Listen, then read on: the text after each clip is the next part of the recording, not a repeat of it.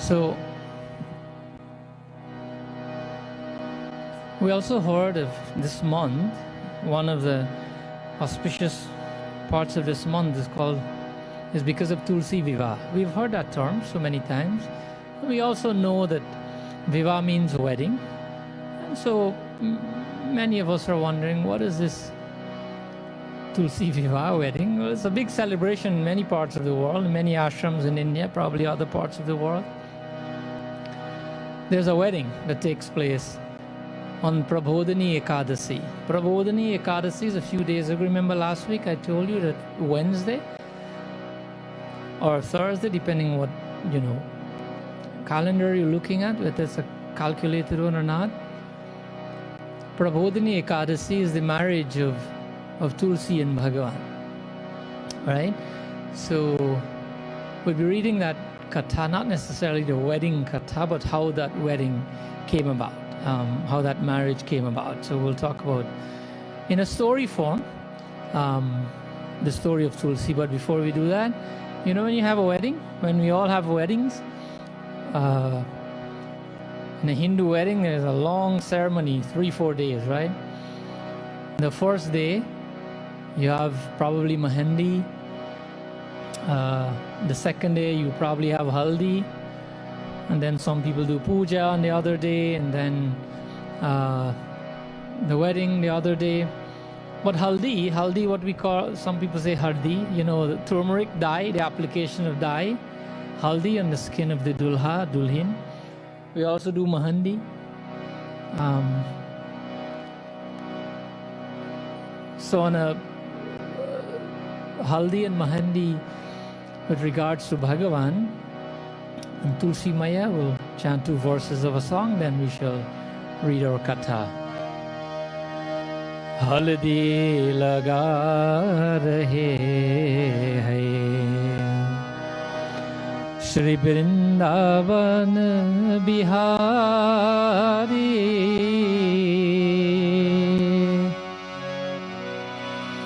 Mehendi laga rahe hai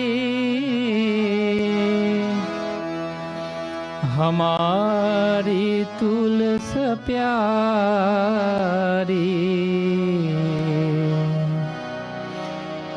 हमारी तुलस प्यारी गाइए हल्दी लगा रहे हैं हल्दी लगा रहे हैं श्री वृंदावन बिहारी हल्दी लगा रहे हैं श्री वृंदावन बिहारी मेहंदी लगा रहे हैं मेहंदी लगा रहे हैं हमारी तुलस प्यारी मेहंदी लगा रहे हमारी तुलस प्यारी हल्दी लगा रहे हैं श्री वृंदावन बिहारी हल्दी लगा रहे हैं श्री वृंदावन बिहारी मेहंदी लगा रहे हैं हमारी तुलस प्यारी मेहंदी लगा रहे हैं हमारी तुलस प्यारी हल्दी लगा रहे हल्दी लगा रहे हल्दी लगा रहे Shri Vrindavan Bihari. Those words are simple, right? We can understand. Haldi laga rahe hai means applying haldi on Vrindavan Bihari, on Kandhaiya or Bhagwan Vishnu, if that's how you see it. Mehendi laga rahe hai means the same thing. Mehendi, hamari tulsa pyari, on the loving Tulsi. Tehara Samukh Sarpar. That in this wedding, on the Samukut Sarpar, that the mukut of Bhagavan is a little bit twisted. You know, when you put the mukut on the Shaligram Bhagavan for the wedding, it looks a little bit twisted, not by mistake, but on purpose, because for a style, you know, Tehara, twisted on purpose for style. Rakha hai kisa dasi, karuna baras hai rahi. That in the wedding of Tulsi Maharani, karuna out of grace, out of God's grace, baras rahi hai.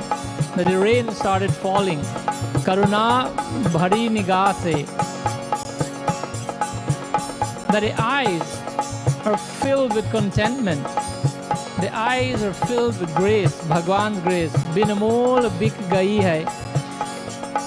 That without anything, all the devotees, rich, poor, everyone, without any particular reason, they were all celebrating.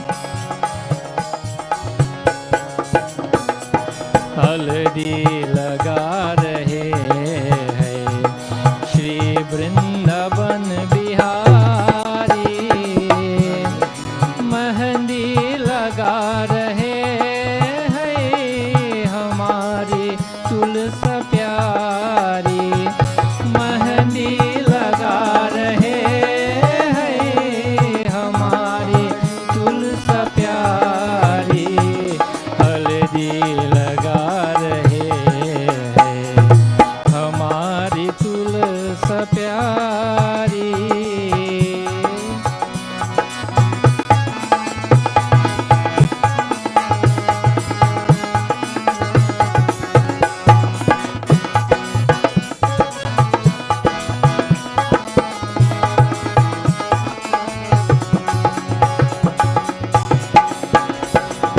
तेहरा सन्मुख sir पर रखा है किस अदा से, तेहरा समुकुत sir पर रखा है किस अदा से, करुणा बरस रही है करुणा भरी निगाह से, करुणा बरस रही करुणा भरी निगाह से, बिन मोल बिक गई है बिन मोल बिक गई है, जब से छवि निहारी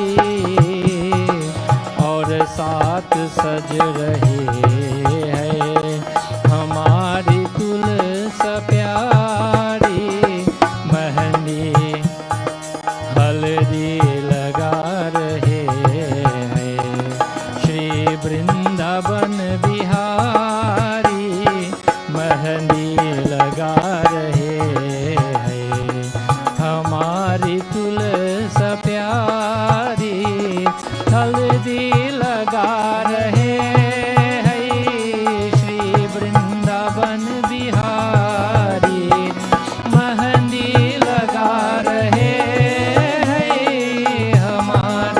तुलसा प्यारी, हल्दी लगा रहे हैं हम हल्दी लगा रहे हैं श्री वृंदावन बिहारी, मेहंदी लगा रहे हैं हमारी तुलसा प्यारी।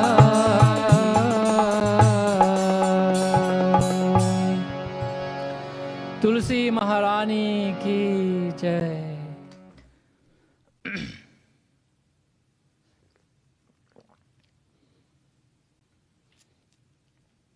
So, like we said, we will do a shortened version of the Katha of Tulsi. The reason why I said a shortened version is because this Katha is really, really long. So essentially what we'll do is just repeat the Kathas in spoken form, as in telling a story, because if we start quoting all the verses, it will take this is chapters and chapters in the scriptures, right? The Katha of Tulsi is, the one we'll be reading from is from Shiv Puran. But Katha of Tulsi is written in Skanda Puran, it's written in Padma Puran. The greatness of Tulsi is also in those scriptures. Devi Bhagavad Puran mentions Tulsi. The greatness of Tulsi is written in the Garga Samhita, etc., etc. So, our Katha, the Katha we're reading today will come from Shiv Puran. But before I do so, I just want to quote you a verse that talks about the importance of this month. Narayan Karunamay Sharanam Jai Lakshmi Pati Vishnu Sharanam Narayan Karunamay Sharanam Jai Lakshmi Pati Vishnu Sharanam Jai Jai Jai Lakshmi Pati Sharanam Jai Jai Jai Lakshmi Pati Sharanam Narayan Karunamay Sharanam Jai Lakshmi Pati Vishnu Sharanam Vanaspatinam Tulsi Masanam Kartik Priya Ekadashi Tithinam Cha Shrotanam Dwarka Mama Narayan Karunamay Sharanam Jai Lakshmi Pati Vishnu Sharanam Jai Lakshmi Pati Vishnu Sharanam Jai Lakshmi Pati Vishnu Sharanam. This is a verse from actually Padma Puran. Padma Puran in the Uttarakhand, 112th chapter, 3rd verse. Padma Puran says, Banaspatinam Tulsi Masanam Kartik Priya Ekadasi Tithinam Cha Srotanam Dwarka Mama. So, Srotanam Dwarka Mama, amongst the places that Bhagwan likes the most. So, Dwarka Nam. Bhagwan says, my favorite place in the world is Dwarika.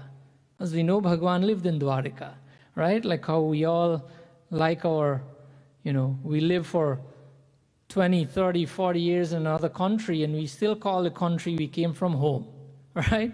Guyanese say Guyana is home, Trinidadians, Trinidad, etc., etc. Indians, India is home, even though you live in America. So Bhagwan lived in Dwarika, so he says, Kshetranam Dwarka Mama. That I like Dwarika the most. But remember, Bhagwan is what? He's Hari Vyapak Sarvatra Samana. He's everywhere at the same time. The month that Bhagwan likes the most, according to Padma Puran, Masanam Kartikaha Priya. Priya means love. The month that I love the most is Kartik. Bhagwan is saying here in Padma Puran. Kartik is this month that ends today, this whole month that we've been talking about. Why is it so auspicious?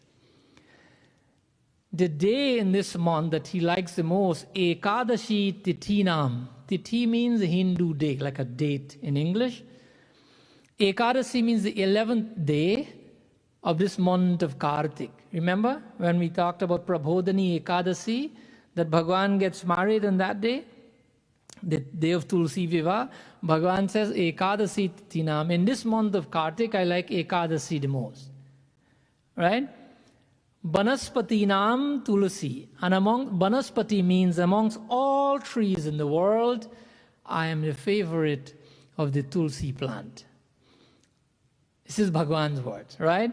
So this is why this month, this is why we should, when we said in the beginning, we should offer Tulsi plant, a Tulsi leaf to Bhagavan, because this month of Kartik is so auspicious, because on Ekadasi, there is a wedding, a Vivah, etc., etc.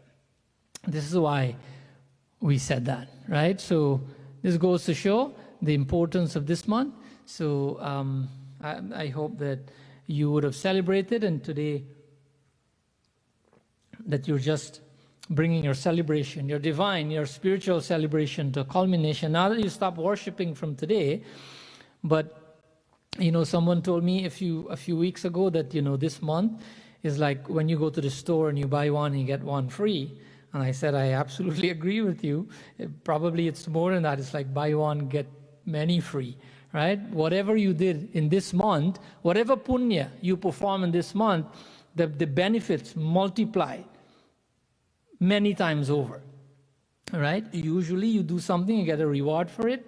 But in this month of Kartik, it's over and over. It is the same with any auspicious days. That's why auspicious days everyone celebrates, right? Okay. So the Katha of Tulsi, we want to, like we said, forgive me if I'll be going too fast. I just want to, believe you me, I've cut this Katha down to the shortest possible way, just to bring it over in a timely manner, right? So, like I said, this Katha is taken from Shiv Puran. I would not be quoting the verses. I'll quote a few verses, the more applicable ones to our lives. I'll be quoting, but outside of that, I'll just be telling the story, right? So there was Dharma Dwaj, and so don't try to keep up with the names. I'm just setting setting the pace, setting the stage for the Katha, right? Dharma Dwaj was a king. He was ruling the earth. So one day, Bhagavan Vishnu is telling Shivaji, Dharma Dwaj was a devotee. Bhagavan Vishnu is telling Shivaji that, look, because of a curse from Surya Bhagavan, or Surya Devata, although Dharma Dwaj, if you have any questions afterwards, Dharma Dwaj, had a brother and all that, I'm not going to go into those details. So Bhagavan is telling Shivaji that because of a curse that Dharma Dwaj had from Surya Bhagavan, even though he's such a devotee and he's a king, that they are bereft. He's come from a kingly family, and today Dharma Dwaj is bereft of any wealth. Don't have any wealth. So because of that, Dharma Dwaj became a very, very ardent devotee of Bhagwan Narayan, Lakshmi Narayan. So Dharma Dwaj was worshipping Mahalakshmi intensely. And so because of that austerity, they were blessed with not only wealth, Dharma Dwaj was blessed with not only wealth, but an expansion of Mahalakshmi entered. His wife is called Madhavi. That's the name of Dharma Dwaj's wife. So an energy, an expansion of Mahalakshmi entered the stomach of Madhavi, who is the wife of Dharma Dwaj.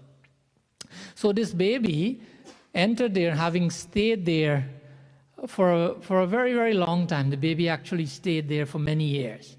However, when the baby was born, all the saints and sages came because they got a message. And the saints and sages, they can see what's happening spiritually. They can see the past, present, and future. So they all congregated there. The day this baby was going to be born, they came to see this baby. And when they saw this amazing baby that is unmatched in beauty, in so many different ways unmatched, the saints and sages, you do Namkaran Sanskar, you give the baby a name. The saints gave this baby a name by Tulsi. Why Tulsi? Because, Tula means equal, right? Atula means unmatched. Like when we pray to Hanumanji, Atulita Baladhamam Mema Shaila Padeham. Atulit Baladhamam. Hanumanji is unmatched in strength. So Tulsi means that one who's incomparable in beauty and in so many other aspects. So obviously this Tulsi appeared now to Dharma Dwaj and Madhavi, but this happened on the day of Kartik Purnima. Today. Today is Kartik Purnima. This baby Tulsi was born on Kartik Purnima. And so from childhood, this child was very, very devoted to Bhagavan Sri Krishna, to the point where this child has decided to leave home and to go to a place called Badrinath. There's an ashram in Badrinath called Badrika Ashram, right? We call it Badrinarayan, different names. This is known as one of the Char Dham in India. If you go to Uttarakhand and you want to go to the Char Dham, many devotees of Bhagavan Shankar go there. Why? Because there are 4 places there. One is called Gangotri, one is called Yamunotri, one is called Kedarnath, and one is called Badrinath. Now, we won't go over the importance of those places, but Badrinath is where Bhagavan came as Nar Narayan. And you know Gangotri, Yamunotri, the origin of the Ganga and the Yamuna, etc. This is where Adi Shankaracharya installed a lingam of Bhagavan Shankar. It's 12,000 feet in the air, so you can only go in the summertime. But that information you can find online. So this Tulsi, this baby, went to Badrinath and started doing austerities. For a long, long time, the scripture has given very fine details as to the tapasya that Tulsi did. We can find that in the Shiv Puran. So this child, now Tulsi, has engaged herself in tremendous tapasya, austerities in Badrinath, to the point where Brahmaji appeared and blessed her. What she was praying for, she was praying for a proper. One of the reasons for austerity was if she's to get married to someone divine. So Brahmaji appeared and blessed her that she'll be getting married to a husband who has only divine qualities. Tulsi said, look, Brahmaji, I appreciate your blessing very much. What I want is to get married to Narayan himself. I want to get married to Bhagavan, to Narayan. This is what she told Brahmaji. And so this was her request. This was the boon that she wanted, right? She asked Brahmaji of this boon to get married to Narayan himself. So here, like I said, in Yuddha Kand, this is chapter 27 of Shiv Puran. Here it says that Mariche tanayo dhatu putroya kasyapo muni sadharmishta srishtikarta vidyagyapta prajapati. Now this is the 4th verse in the 27th chapter.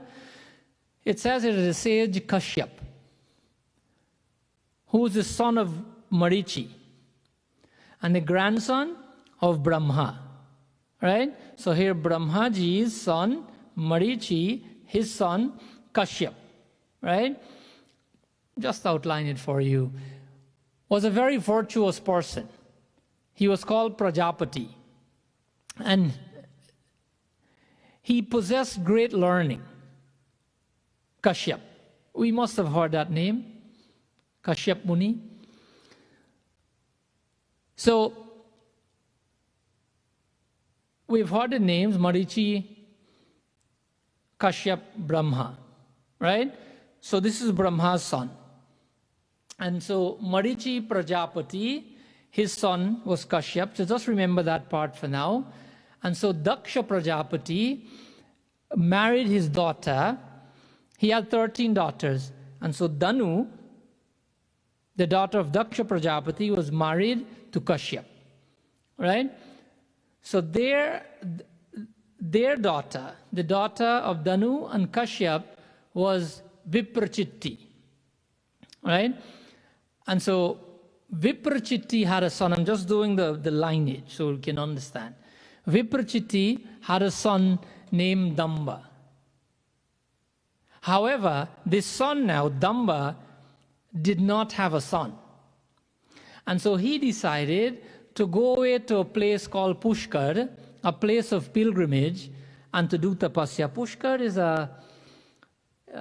in Rajasthan. If you're traveling to, most people when they go to India, they go to this place called Jaipur, right?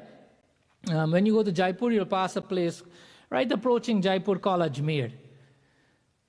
Pushkar was an ashram in the Ajmer area, right? So he went there to Pushkar to do tapasya. How did he do tapasya? he did tapasya in a very particular way, and that way was he took Shukracharya Gurum Kritva Krishna Mantra Apyacha. So this is how he did tapasya. He took a Krishna mantra from his Guru Shukracharya and he started doing tapasya. Now the Devatas, because he has come from a divine lineage, his tapasya is really strong, and the Devatas observed Damba's very, very strong tapasya. And they went to, because now they understand that he'll get tremendous power from this tapasya, and so they went to Bhagavan Vishnu. They complained to Bhagavan Vishnu, this person is doing really strong tapasya, we're not sure what would happen, how he'll use it when he's done. Bhagavan Vishnu said to them that, look, don't worry, that I know what he's doing. He's using Krishna mantra to chant, he's praying to me, but all he wants is a son, because he doesn't have a son. Right? So here,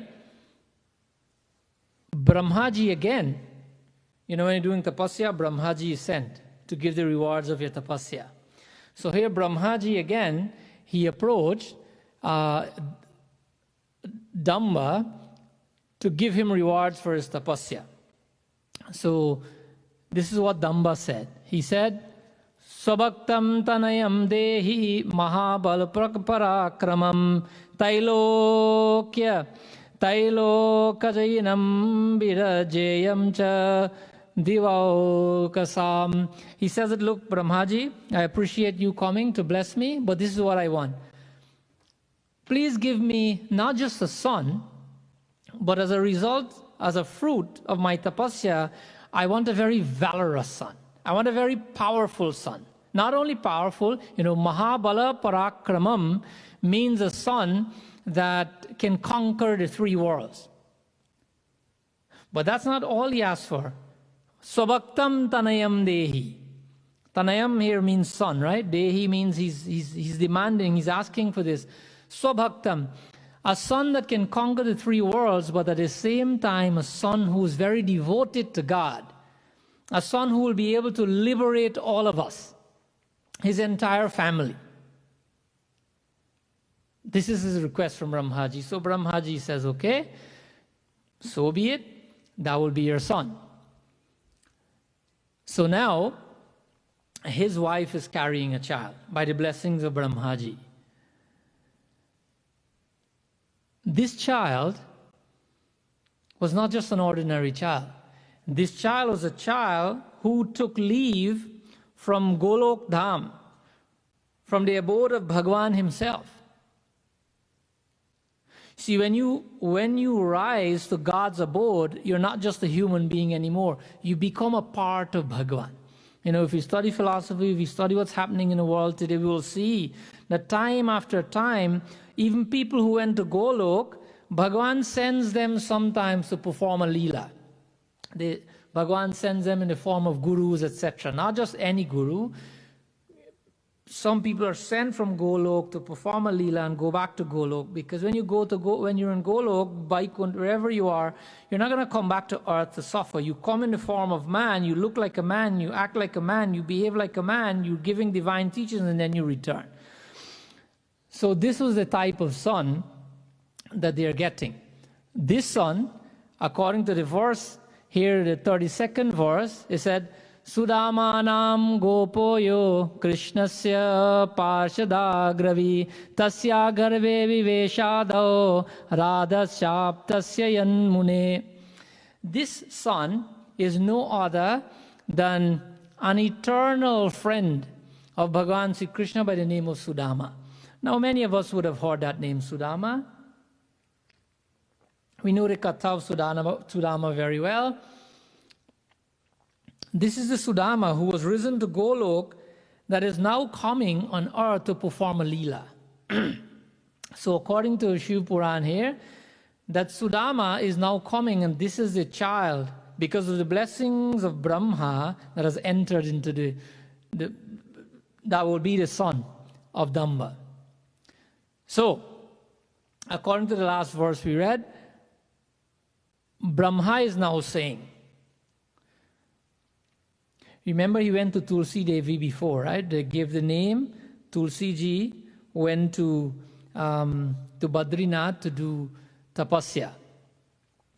Brahmaji has come and has blessed this son, who's Sudama, and now having gone to Tulsi, because she is also doing tapasya at a different place, right? Brahmaji went there to give blessing to Tulsi and is saying to her that just like you, O Tulsi Devi, there is another divine part of Sri Krishna by the name of Sudama. And he is born to play a leela, not only as a devotee, but also as a demon, as a rakshas on earth. This is the leela Sudama will be playing.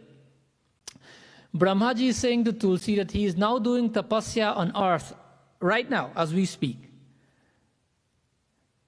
That you will get married to that individual. This individual is Sudama. That you'll be getting married to Sudama. So what you should do now, after having gotten married to Sudama, and with the passing of time, because of your tapasya, you have to go through these steps before your wish can be fulfilled. So get married to Sudama, and with the passing of time, with the passing of time, you'll get to marry. I'm a little bit distracted, I'm sorry. You'll be able to get married to Narayan. So like I said in the Katha, that this child was Sudama when he was born, and he was blessed by the sages, and his father gave him a name. His name was not Sudama, but his name, the name he got when he was born after the tapasya of his father, the name is Sankachuda, right? You probably have heard that name before. So this Sudama now is named Sankachuda.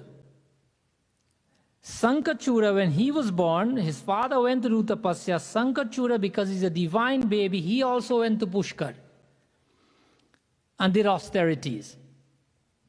Now Brahmaji came to bless him, of course, after his tapasya. These are rigorous, very, very, very serious, long tapasya. Brahmaji came to bless him for his tapasya. Remember, one of the blessings will be for him to be invincible. Remember what his father asked for? Not only a child that is a devotee of God, but someone who can conquer the three worlds. So one of the blessings, Sudama, whose name is Sankachud, so we'll use that name now, Sankachud will get a blessing to become invincible. And so Brahmaji is telling Sankachud now of the blessing he is giving him. Sankachud spoke to Brahmaji and said that, look, thank you very much, Brahmaji. My tapasya is being done because I want to get married to Tulsi. So that's the purpose of his tapasya. Of course, Brahmaji knew this because he knew the plot, right? What he did, because he wanted to get married to Tulsi, Brahmaji knew of all the difficulties he'll have to go through, what he'll have to do, and he'll need some kind of, for this Leela to be successful, then Sankachud will go out to do difficult things, and so he gave him, Brahmaji gave Sankachud something that is called the Krishna's jewel. It's called like an amulet, right? In Sanskrit, we call it a kavach. You know kavach? Like when you read the Devi Kavacham. Kavach essentially means a layer of protection. You remember Karn in Mahabharata? Karn could not have been killed because he was wearing a kavach, right? So this is what Brahmaji gave to Sankachud, something that will protect him, and that makes him invincible. So this was given to Sankachud by Brahmaji.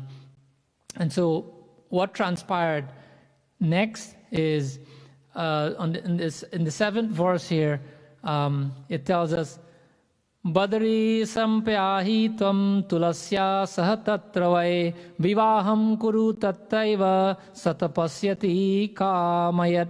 Now, what happened is that Brahma said, he said to Sankachud that, look, now that you're invincible, I want you to go to Badrinath. Remember, Tulsi went to Badrinath to do tapasya, right? Go to Badrinath. That the same way that you're doing tapasya to marry Tulsi, the same way she's doing tapasya to marry you. All right? So they're both doing tapasya, being divine, being pieces and particles of Sri Krishna.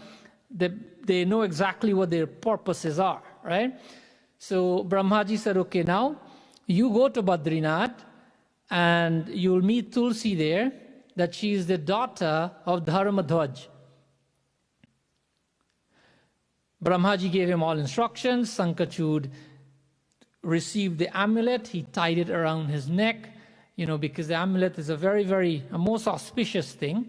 So he tied it around his neck and he went there to Badrinath to follow Brahmaji's instruction. Sankachud approaches. Remember, I'm just going this real fast, right? Sankachud approaches Badrinath, and upon entering the ashram, he saw Tulsi. Tulsi ji saw this most perfect male approaching her, who is Sankachud. And Sankachud said that, oh goddess, because that is how she looked. Tulsi ji looked like a goddess. Just please tell me who you are.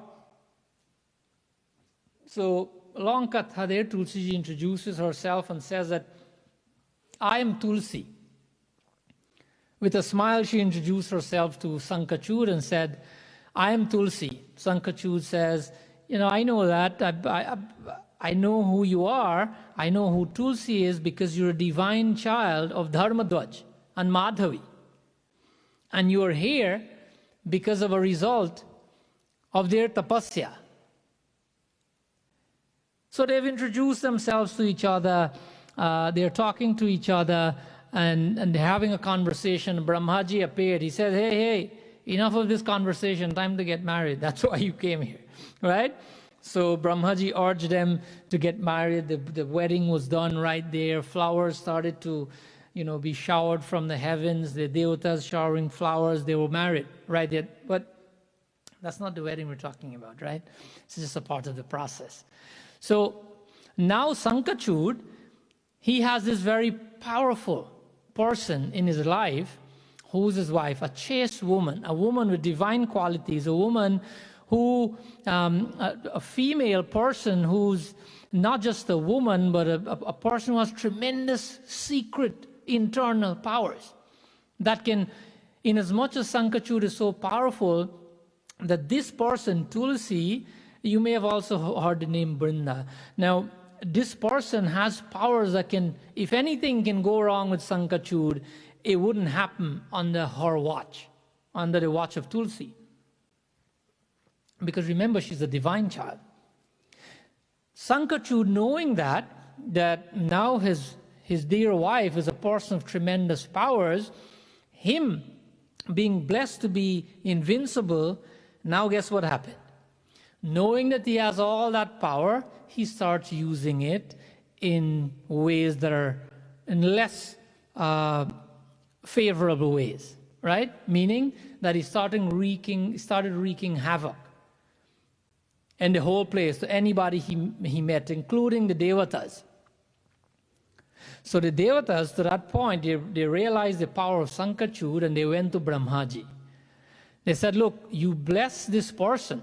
Sankachud, you blessed him, you gave him the amulet of Bhagwan, and now he's a threat. Because, as you know, with power comes what? Comes pride, right? That Bhagwan, that, oh Brahmaji, you have to help us. That this person, it's only a matter of time before he destroys everything and everybody. Brahmaji says, look, there's nothing I can do about this. I've given him my blessing already. But let's go to Kailash. Let's go to ask Bhagwan Shankar. So they went to Bhagwan Shankar. Bhagwan Shankar said the same thing. Look, this is a devotee. What can I do? I cannot do anything. He already got his blessing from Brahma. Let's go to Vaikuntha. They all went to Vaikuntha, is the abode of Bhagwan Vishnu. They went to Bhagwan Vishnu and Bhagwan Vishnu says to them that, look, don't worry, that I will protect you. I understand what's happening here. Bhagwan Vishnu said that Sankachud, he's repeating now to the Devatas, that Sankachud has a jewel, the amulet, that protects him. I will have to figure out a way how to get this amulet from him, how to get this kavach from him, because as long as he has that kavach, nobody can defeat him. But there are two things that we have to figure out. One, when we get the kavach out, Sankachud has an even more powerful protection. Huh? What is that? Sankachud has a wife, and his wife's chastity is even more powerful than Sankachud's amulet. That has to be violated in order for him to be defeated. So two things need to be accomplished here. Bhagavan Vishnu is telling Brahma, Shankar, Bhagavan, the Devatas. In the meantime, Bhagavan Shankar is contemplating, oh, how can I get this amulet? How can I get this amulet? How can I take this away? And he's thinking, Shivji is thinking, the only way to get this away from Sankachud is to purify his thoughts. But like we all know, Bhagavan doesn't perform our actions. We perform our actions with our own free will. If Bhagavan was to direct us how to perform our actions, everybody will be a saint. And everybody will go to Bhagavan's abode.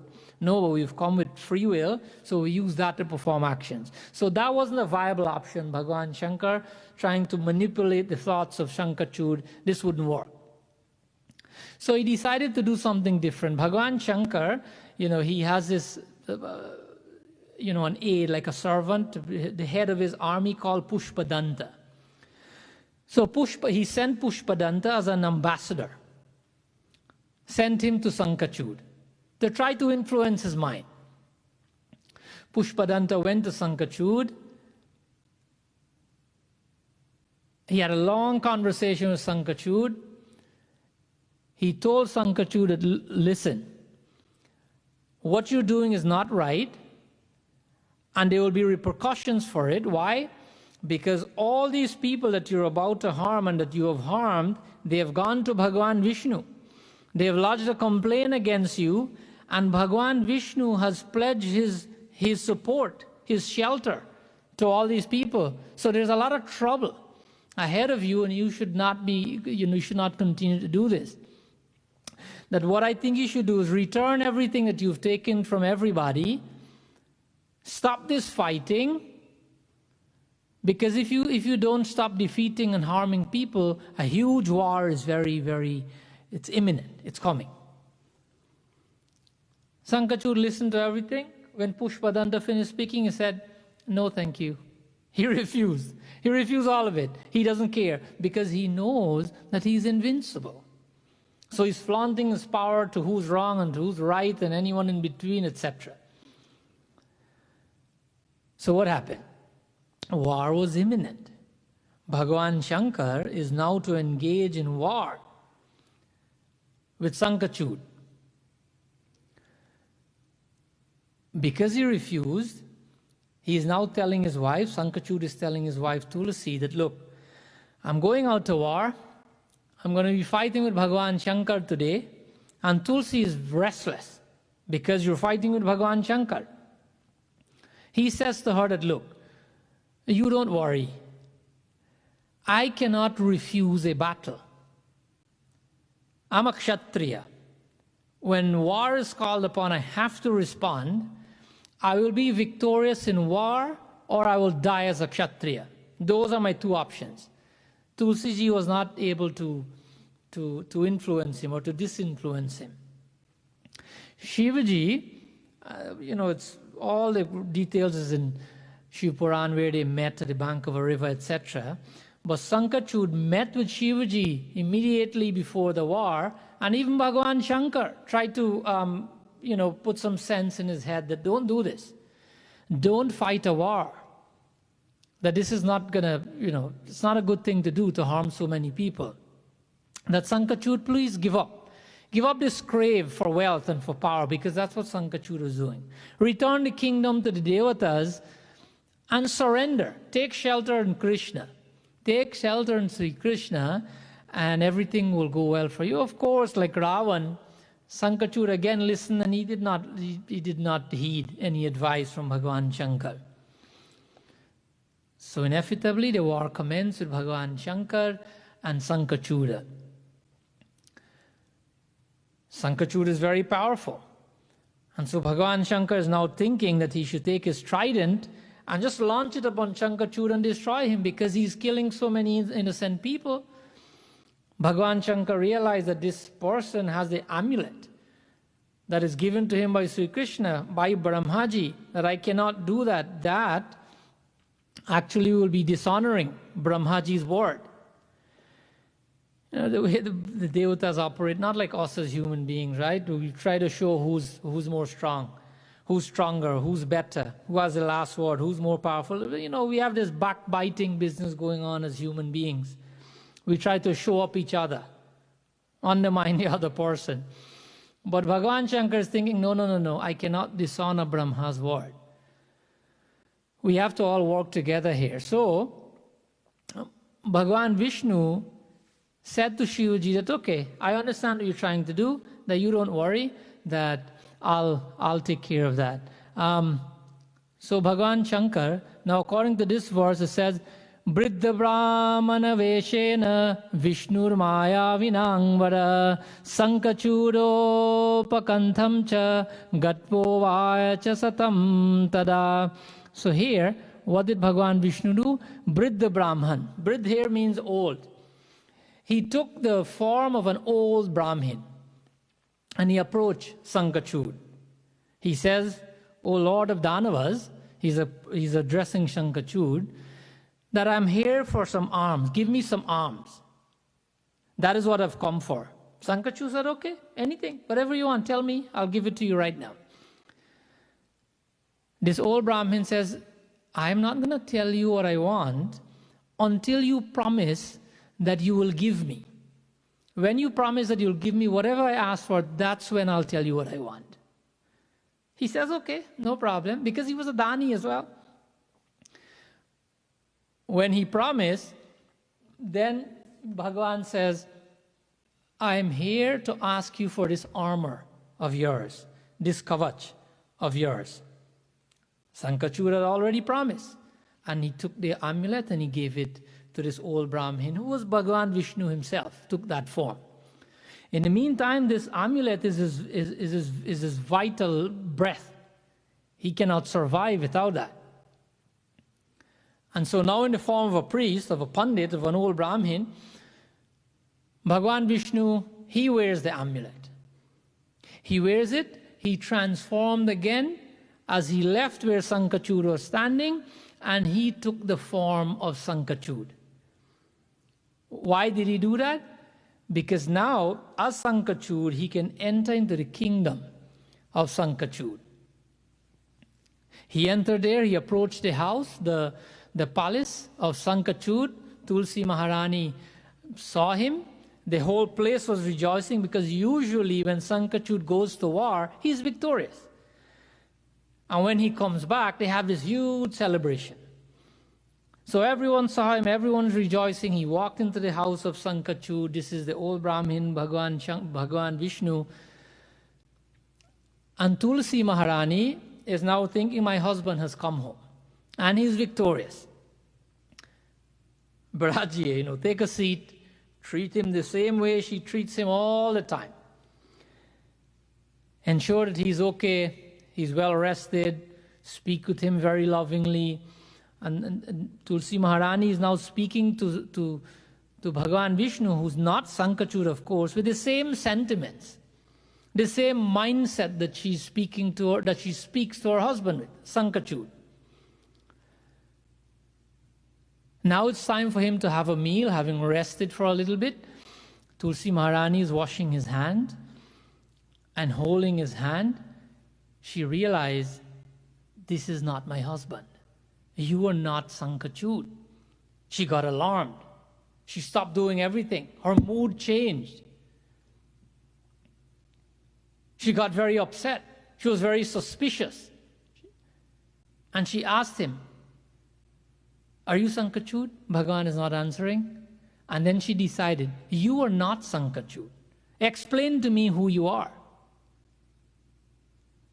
You've come into my house and you've violated us. Now tell me who you are. Because she got really furious. Bhagavan now is explaining to Tulsi Maharani that, look, you meditated to get me as your husband. I already have my husband. Bhagavan Vishnu took his original form. Sankha, Chakra, Gada, Padma, Chaturbhuj, 6 feet tall, blue in complexion, have weapons, beautiful eyes. And she saw Bhagavan Vishnu.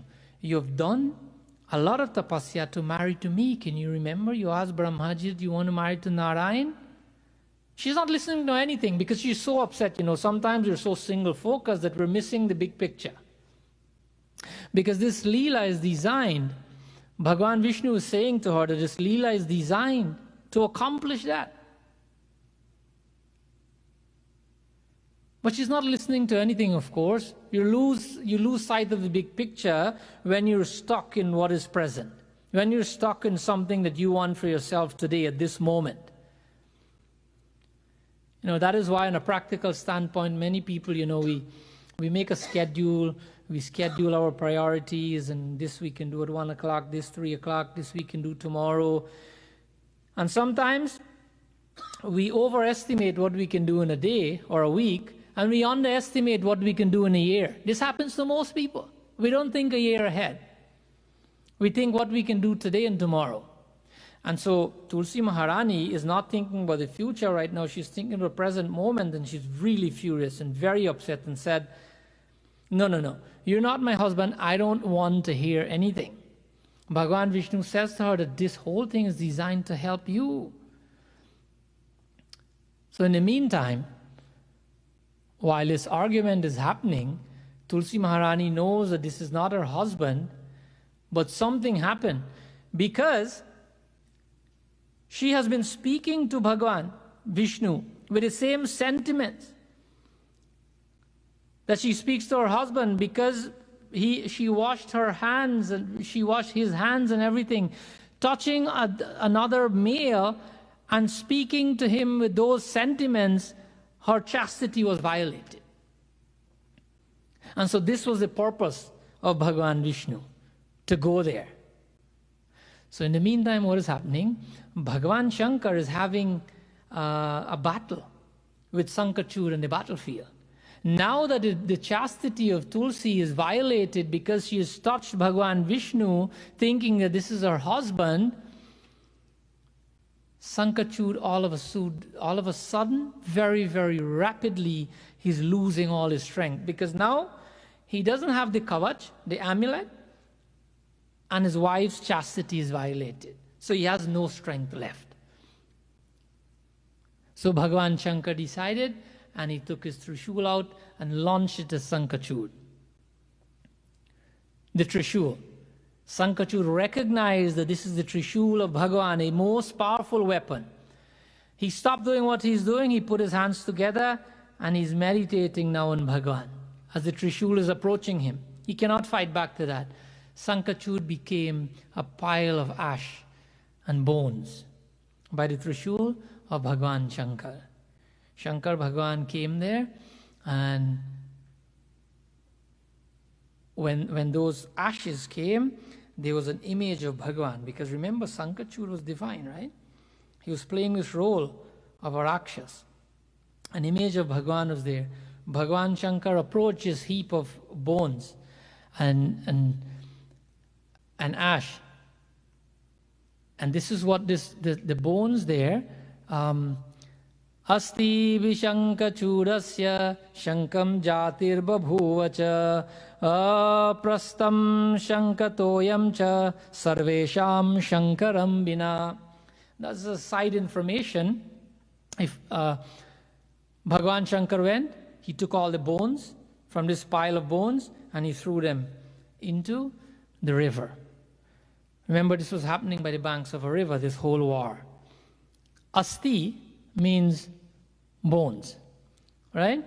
So, Asti vishankachurasya. When he threw the bones into the river, those bones of Sankachura became the first shank. You know the shank that we blow? That's why, shank is a religious thing. We use it in religious ceremonies, right? We use it when you're doing coronation for a king. We use it when you're doing Upnayan Sanskar Janeo. We use it when you're doing Vivah Samskar in the what you call it, in the Kanyadan. You use it there. We use it to blow for that song that destroys all, any evil that is around. It will destroy it. Use shank to blow at the beginning of a war, the end of a war. We have so many places. It's an auspicious thing. It's a divine thing. Why? Because it's the divine body of Sankachud. The bones thrown into the river by Bhagwan Shankar formed the first Shankar. And so every Shankar is essentially, every Shankar has come from the body of Sankachud, who is a part of Sri Krishna. So now Tulsi Maharani, as we come to the end of the Katha, she's still speaking with Bhagwan, and this is what she says to Bhagwan Vishnu. Hari Om Tulasya Uvacha. This is the first chapter now. He Vishnu te daya naste mashan sadishang mana pati dharmasya bhangen mam swami hata khalu. This is 33rd verse. Right? He Vishnu te daya naste. Tulsi is speaking that, you know what? You claim that you're Bhagavan, but your mind is like a rock. Nobody with a proper heart will do something like that. You have come here, you have tricked me, you have violated my chastity, and now my husband will be doomed, because Tulsi Maharani knew that she is the protection of her husband. And as long as she kept her fidelity, as long as she kept her chastity, her husband will be protected. Doing wrong or right doesn't matter, because she's so powerful. She said to Bhagavan Vishnu that now my husband will be destroyed, and you have done that because you have a heart of a stone. Because you have a heart of a stone, today I curse you that you will become a stone. Cursing Bhagavan. Tulsi is now cursing Bhagavan Vishnu. In the meantime, Bhagavan is standing there very composed and very quiet and not quarreling, and he accepts his curse. But the scriptures help us to understand why did Bhagavan, Bhagavad Mahapurana has a beautiful verse in the 9th canto, in the 4th chapter, the 63rd verse, Bhagavan, you can just chant the verse.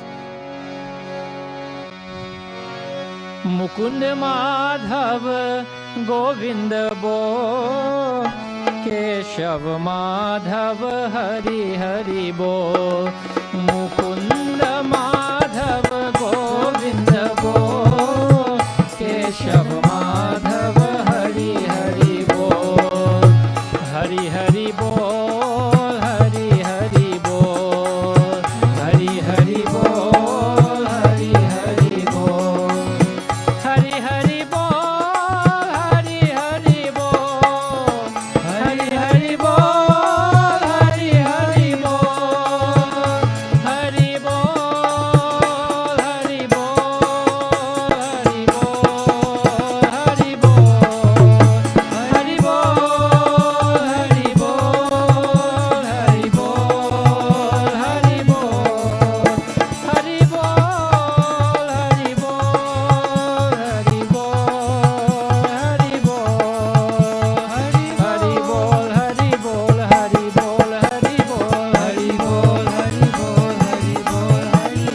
Hari Bol, Hari Bol, Hari Bol, Hari Bol, Hari Bol, Hari Bol, Hari Bol, Hari Bol, Hari Aham bhakta paradhino Hyasatantraiva dvija Sadurvirgrasta hidayo Bhaktair bhakta jana priya. 63rd verse. 4th chapter, 9th canto, Bhagavad Mahapurana. This verse says that the reason why this didn't bother Bhagavan Vishnu is that here Bhagavan is saying, Aham Bhakta Paradino, I am completely under the control of who? Under Aham Bhakta. I am controlled by my devotees, whatever they want. That I'm not independent. I exist to make my devotees happy, whatever they want. Grasta Hridaya, that my heart is controlled by the thoughts of my devotees. You remember Bhagavan Sri Krishna took a vow not to pick up any weapons in the Mahabharata war, do you remember that? And he violated that vow also. Why? Because of a devotee. Bhishma Pitamaha, he wanted to see Bhagavan as a warrior at least one time in his life. Bhagavan picked up, remember, the wheel of the cart and posed off on Bhishma Pitamaha that I'm going to fling this on you if you don't start behaving yourself. And then Bhishma Pitamaha bowed and said, Bhagavan, my life's mission is now fulfilled. It's complete. All I wanted to see is you in the position of a warrior. So many other examples. However, coming back to the Katha, that this is why Bhagavan wasn't worried. He says, okay, that I have accepted your course. So now in the other verse, Bhagavan is now saying to Tulsi Maharani that, look, Tayam tanuru shrishta nadi rupa bhavedeha bharate punya rupa sa gandakiti cha vishruta. So now this is how this whole Tulsi Vivah has come about and everything that we talked about before. Bhagavan Vishnu is now telling Tulsi Maharani that, look, I have accepted your course, but it's also the end of your existence in this form that you have right now, this human form that you have as Tulsi, is the end of this. That the body that you'll be casting out now shall become what is called the Gandaki Nadi, the Gandaki River in Bharat. Well, technically, this place is now Nepal, right, where this happened. That there will be this sacred river in this part of the world called the Gandaki Nadi. That, oh great lady, as a boon granted by me, your body will become Gandaki, and the hair of your body will become what is called Tulsi. So now, the hair shall become a Tulsi plant, and the rest of your body will become the Gandaki Nadi. That your existence in this form has now come to an end, and this is how you will be serving the world from this point onwards, permanently. So in the other verse, it says that as a result of your course, Bhagavan is now saying, he says, Harirve Shaila Rupi Cha Gandaki Tirisannidhau. That as a result of your Bharate Tava Shapat. Shap means a curse. As a result of your curse, I shall assume the form of a mountain on the banks of the Gandaki River. Now this mountain is known today, I think, as the Annapurna mountain. It's in Nepal, because in this part where this war happened, it's called Muktinath in India, and Muktinath is now in Nepal.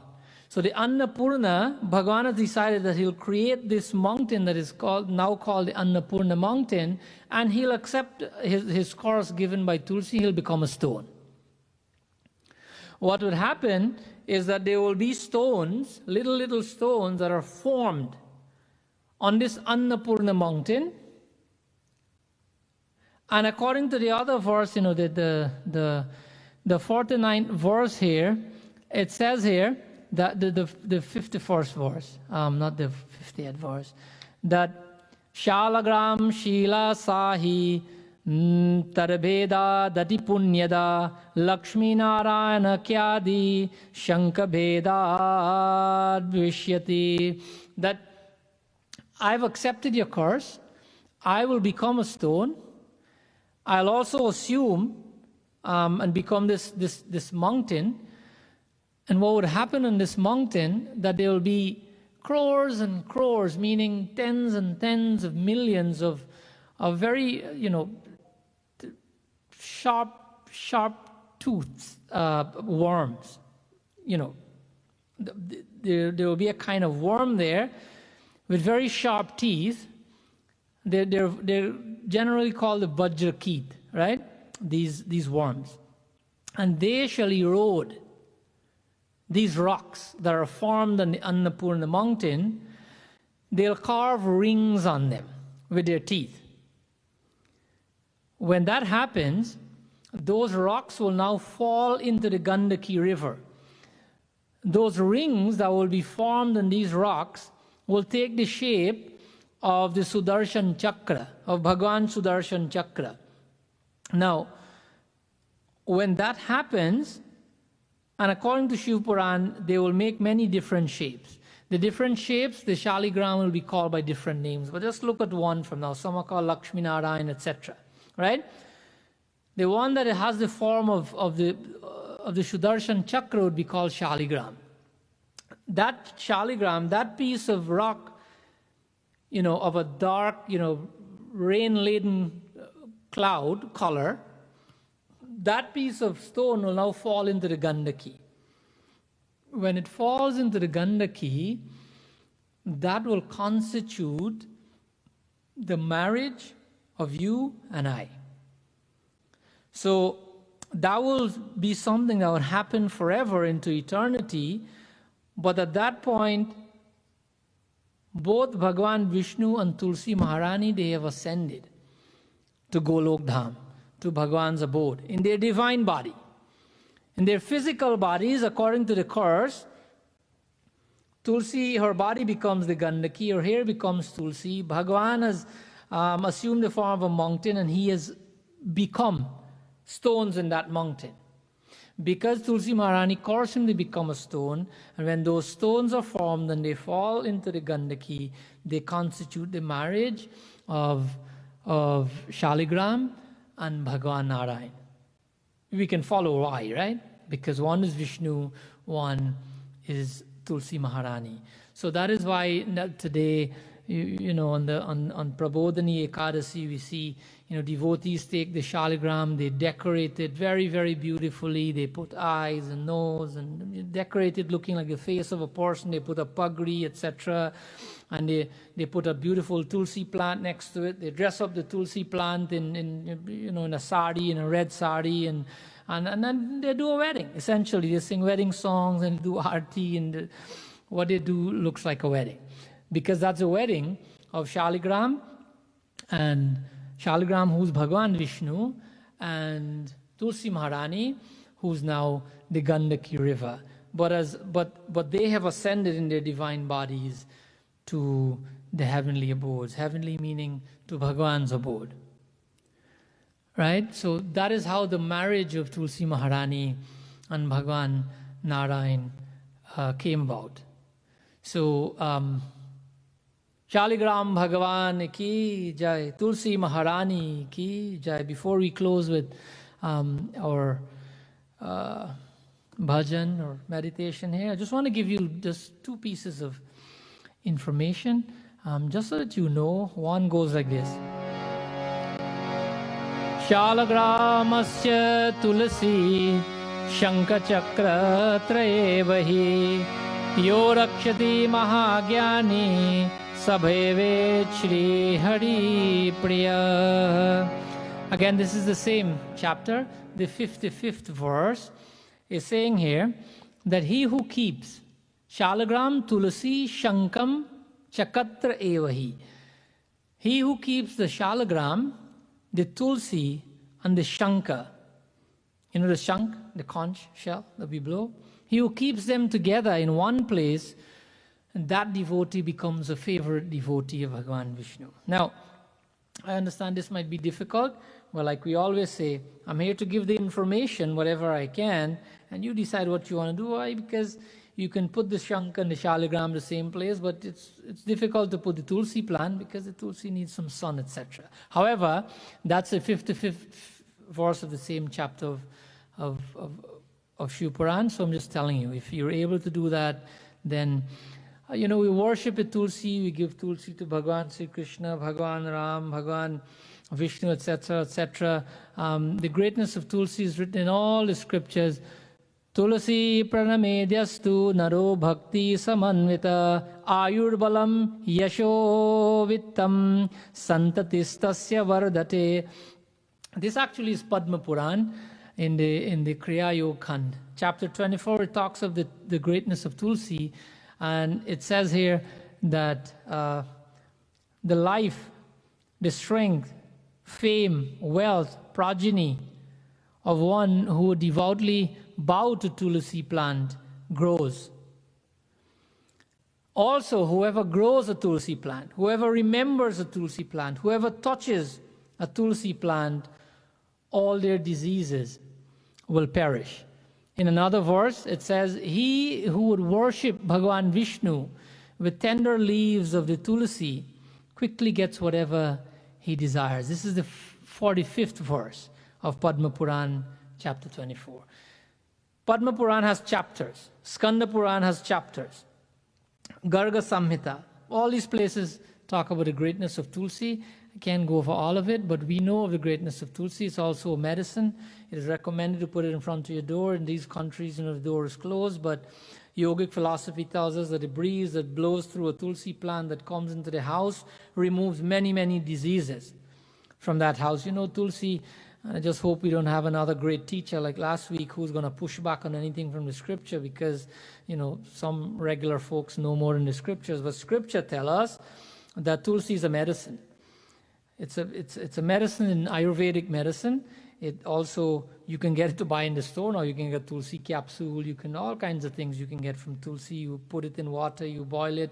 Scripture also talks about the benefits of the person who chooses Tulsi plant, but the leaves. So we know all of this. So I thank all of you who have joined us today and that you have listened to the Katha of Tulsi. I hope and pray that you will be able to benefit in some way, spiritually and otherwise, from this Katha. But before we close, let's all, I said before that today is also known as Tripura Purnima, where Bhagavan has destroyed the demon Tripurasur, and Bhagavan Shankar is known as Tripurari. He's also known as Gangadhari because today people go to the Ganga to take a bath. Remember the Katha, when Ganga was coming, then he came first upon the Jata of Bhagavan Shankar to break the fall before Ganga came upon earth.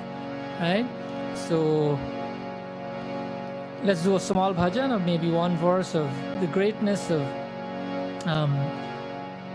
Tripurari, Bhagavan Shankar in that name, and taking off the load of Ganga to come to earth, not to cause any destruction, but to bring blessing.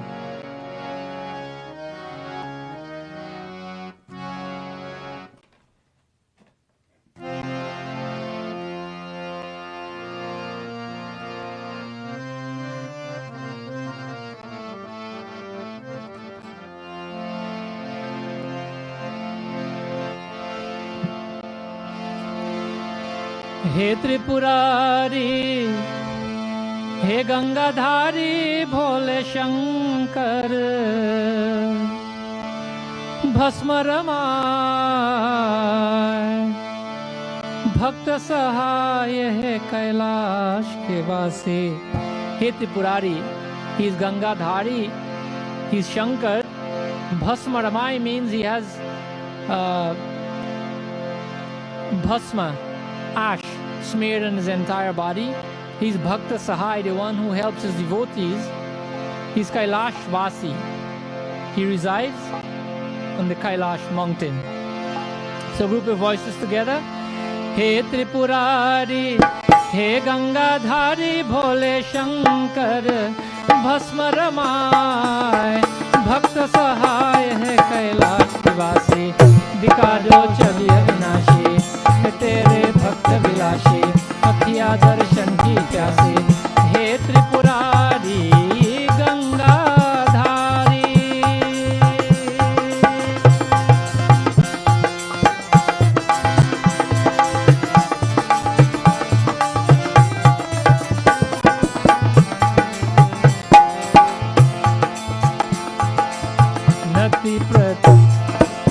नित्य प्रति जो बाबा को ध्याते,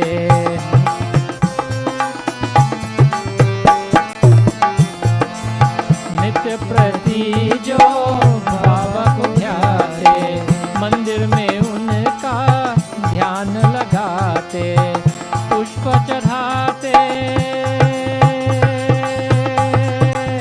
पुष्प जलाते, भजन है गाते तेरे शंकर, पुष्प चढ़ाते, पुष्प चढ़ाते, भजन है गाते तेरे शंकर। सुन लो पुकार, करो उदार है कैलाश की वासी, दिखा दो छवि अविनाशी, तेरे भक्त विनाशी, दर्शन की प्यासी, हे त्रिपुरारी गंगाधारी।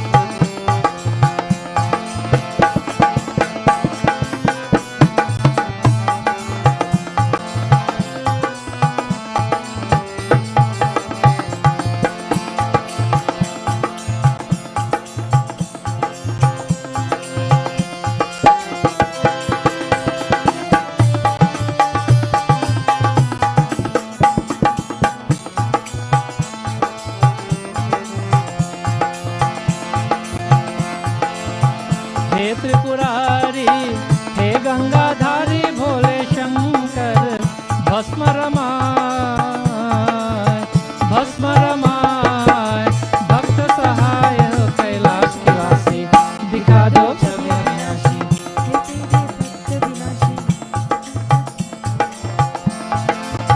हे त्रिपुरारी, हे गंगाधारी भोले शंकर, भस्म रमाय, भस्म रमाय, भक्त सहाय है कैलाश की वासी, दिखा दो छवि अविनाशी, तेरे भक्त विलासी, अखिया दर्शन की प्यासी, हे त्रिपुरारी गंगाधारी। कैलाशपति महादेव की